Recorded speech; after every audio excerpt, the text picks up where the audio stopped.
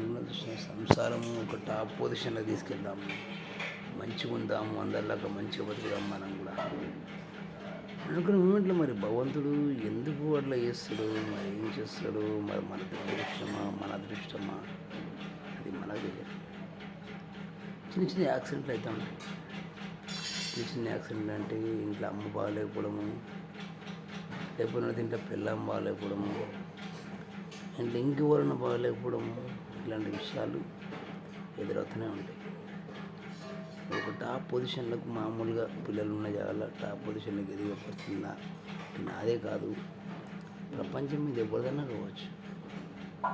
ఒక జీవిత చరిత్ర చెప్తున్నది, మనం జ్ఞానబోధ అంటే తెలుసుకోవచ్చింది అనమాట. జ్ఞానబోధ అంటే నేను జ్ఞానం గురించి బోధ గురుల బోధ చెప్తలేను, తెలుసుకోవచ్చిన విషయం. మనం ఏదో చేద్దాం అనుకుంటాం, కానీ అది ఇంకోటి ఏదో అవుతుంది. మనం ఏదో చేసి డబ్బులు వెనకేసుకొని పిల్లలు ఉంటారు కదా, ఆ డబ్బులు వెనకేసుకొని దర్జాగా బతకచ్చులే అనే ముందరిని ఒక చిన్న చిక్కచ్చి పడుతుంది. చిన్న చిక్కచ్చి పడేసరికి అరే అమ్మాయి ఏంద్రా బాబు ఇది ఇప్పుడు చేద్దాం అనుకుంటే ఒకటి అయిపోయాయి.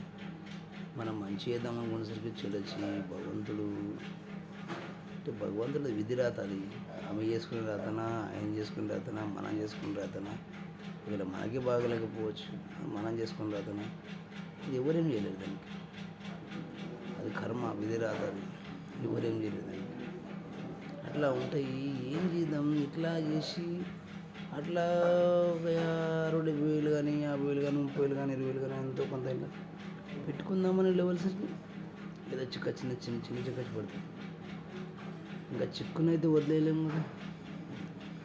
అట్లా హాస్పిటల్ తీసుకెళ్ళి మామూలుగా ఏదో చేసుకొని మామూలుగా మనంతగా అప్పుడు రోడ్లు అందరికీ బంద్ అయిపోతాయి. రోడ్లు బంద్ కదా, ఒకరు కుదురుకున్నారు కదా, అదొక దెబ్బ. చూడు ఎట్లుంటే చూడు, మధ్య తరగతి కుటుంబాల సంసారం దెబ్బ మీద దెబ్బ అంటే ఇట్లనే ఉంటుంది. అప్పుడు అందరూ బంద్ చేయవచ్చేస్తారు, రోడ్డు కూడా బంద్ చేయవచ్చేస్తారు. ప్రతి మూల వెళ్ళొచ్చు కదా, నా ఎందుకు బంద్ చేయకండి. ఏమో చెప్పలేము, ఏమైనా జరుగుతుందేమో. ఏమైనా జరిగితే ఆ సగం జీతం డబ్బులు మనం అడగలేము, కూడా మనకి అట్లా అని చెప్పేసి ఏం మాట్లాడలేదు, మానేస్తాం. ఇంకా రోజు హాస్పిటల్ తిరుగుతూ ఉండాలి, రావాలి. ఒకటే రావడం పోవడం, అక్షరం రావడం ఒకటే ఉంటుంది. ఇంకా మనకైతే మన జీవితం నిమ్మలంగా అవుతుంది అన్నమాట. అందరి జీవితంలో జరిగే విషయాలు చెప్తున్నాను, నా ఒక్కడికి జరిగిన విషయం కాదు ఇది. చాలామంది అనుభవించిన ఉన్నారు, నేను కూడా చూసినా కూడా నేను చాలామంది అనుభవించిన ఉన్నారు. చాలామంది ఊరు కూడా వెళ్ళిపోయారు, నా సభ పనిచేసిన ఊరు కూడా వెళ్ళిపోయారు. ఒకటి చేద్దామని మనం ఒకటి తెలుస్తే దైవం ఒకటి తెలుస్తుంది అన్నట్టు, మనం ఒకటి తెలిస్తే దైవం ఒకటి తెలుస్తుంది. శాస్త్రం ఉందా? శాస్త్రం ఉంది. ఇది ఇంకా సర్లే అని చెప్పేసి ట్రీట్మెంట్ అవన్నీ ఏదో చెప్పి అవన్నీ మంచి చేసి లోపల నా చేతి డబ్బులు ఉండవు. ఉన్నాయి ఒక్క రూపాయి తిని వందల దవాఖానలో తీసుకెళ్తా ఉంటాయి. ఎక్కడి నుంచి ఉంటాయి ఎవ్వరు అంతా కూడా పట్టుకుంటాడు. మనం ఉన్న కోటేశ్వర్లం కాదు, మనం మిడిల్ క్లాస్ ఫ్యామిలీ అంటే అంత పెద్ద రిచ్ ఫ్యామిలీ కాదు, అర్థమైందా? మనం అదో స్థాయికి తీసుకొచ్చే లోపల మన బుద్ధల రసం మొత్తం గారిపోయింది. మనం తీసుకొచ్చే లోపల మనం హాస్పిటల్ రిజిస్టర్ చేసే లోపల మన బుద్ధల రసం మొత్తం గారిపోయింది. అక్కడి నుంచి బయటకు వెళ్ళి ఇంటికి వచ్చేస్తే వాడు అటువంటి 600, 700, 800 వాడాలి. ఇట్లాంటి పరిస్థితులు ఉంటాయి తెలుసా. వాడు అడిగిన రోజు చేసుకున్న కర్మలు, వాడు అడిగిన రోజు ఇట్లాంటి పరిస్థితులు ఉంటాయి. ఏం చెప్తాను చెప్పు.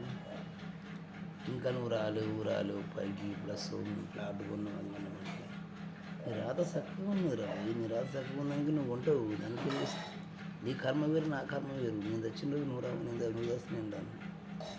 అది విధి రాత, దానికి ఓడేం చేయలేడు. అది విధి రాత, దానికి ఓడేం చేస్తాను. ఈ టైం బాగుంది, నువ్వు నడుస్తుంది. నా టైం బాగాలేదు నడుస్తుంది. నేను అనుకున్నాను నా టైం బాగాలేదు నేను అనుకున్నాను. ఏం చేయమంటాను, చేసేదేమన్నా ఏం లేదు కదా ఇక్కడ. నువ్వు చేస్తున్నావు అంటే నీ టైం బాగుంది, నీ టైం బాగా నడుస్తుంది చేస్తున్నాను. ఆ టైం బాగాలేదు నేను చేస్తున్నాను, అంతే తేడా దానికి. వాడిని మంచిగా ఎత్తుకుని చూడు, వాడిని మంచిగా అది మంచిగా ఎత్తుకునే మాట కదా. టైం బాగుంది నేను చేస్తున్నాను, నా టైం బాగాలేదు నేను చేస్తున్నాను, అంతే తేడా.